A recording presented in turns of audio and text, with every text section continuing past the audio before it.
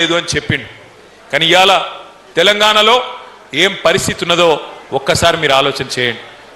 ఆ రోజు కాంగ్రెస్ పార్టీ అధ్యక్షులుగా ఇవాళటి ముఖ్యమంత్రి రేవంత్ రెడ్డి గారు ఎన్ని మాటలు చెప్పిండో మీ అందరికీ యాదికుండే ఉండాల.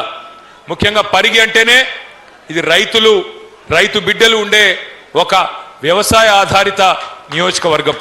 మరి అట్లాంటి పరిగిలో రైతు బిడ్డలకు రైతులకు ఎన్ని మాటలు ఇచ్చినారో ఒక్కసారి మీరు గుర్తు తెచ్చుకోండి.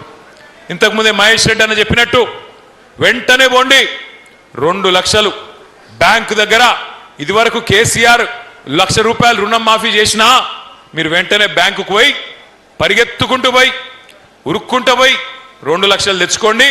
నేను వస్తూనే ఉన్నా డిసెంబర్ 9 నాడు మొదటి సంతకం పెడతా, రుణం మాఫీ చేస్తా అన్నాడు.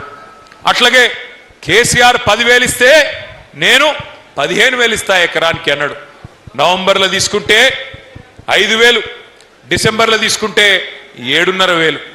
పెన్షన్లు ఒకటిగా చెప్పింది, రైతులకు ప్రతి పంటకు బోనస్ ఇస్తా అన్నాడు. కందులకు బోనస్, వడ్లకు బోనస్, పత్తికి బోనస్, 500 రూపాయల చొప్పున ప్రతి పంటకు బోనస్. ఇవన్నీ కూడా మీకు ఇవన్నీ చెప్పిన మాట మీకు యాదికుండాల. ఎవరన్నా మర్చిపోతే వాళ్ళకు చూపెట్టడం కోసమే ఇంత పెద్ద టీవీ పెట్టినాం ఇక్కడ. ఒకసారి ఎవరైతే ఆ కంప్యూటర్ దగ్గర ఉన్నారో పిల్లలు, కాంగ్రెస్ వాళ్ళు రైతులకు ఇచ్చిన హామీలు ఒక్కసారి చూపెట్టమని చెప్పి నేను కోరుతా ఉన్నా. వీడియో ప్లే చేయాలి. తీసుకుంటే 10,000 వస్తుంది రైతు బంధు. ఎకరానికి 15,000 రూపాయల సంవత్సరానికి ఇచ్చేటట్టుగా ఒక గ్యారంటీని కూడా మనం ప్రకటించాం.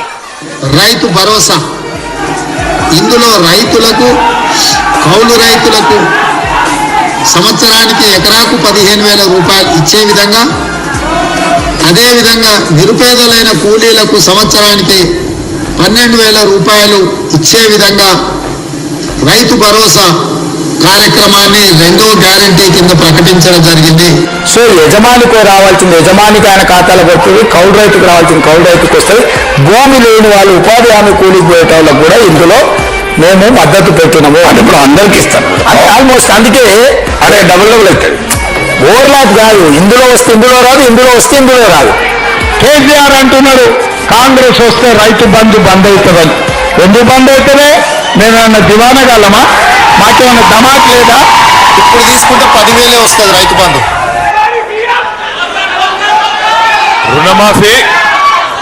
రుణమాఫీ 2 లక్షలు అన్నాడు.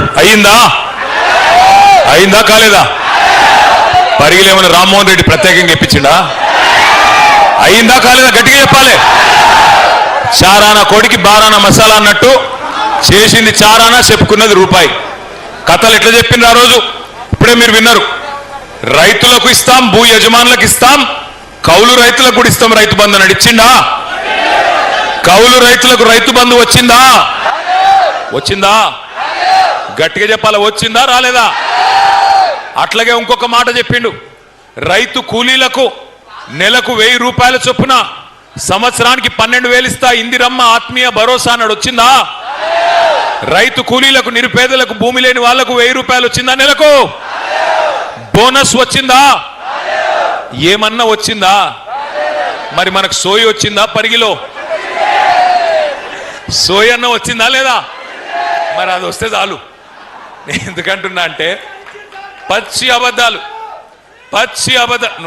నువ్వు ఆగుతాను జర్రది. నేను ఈడో వర్రి, నువ్వు ఆడవర్తి.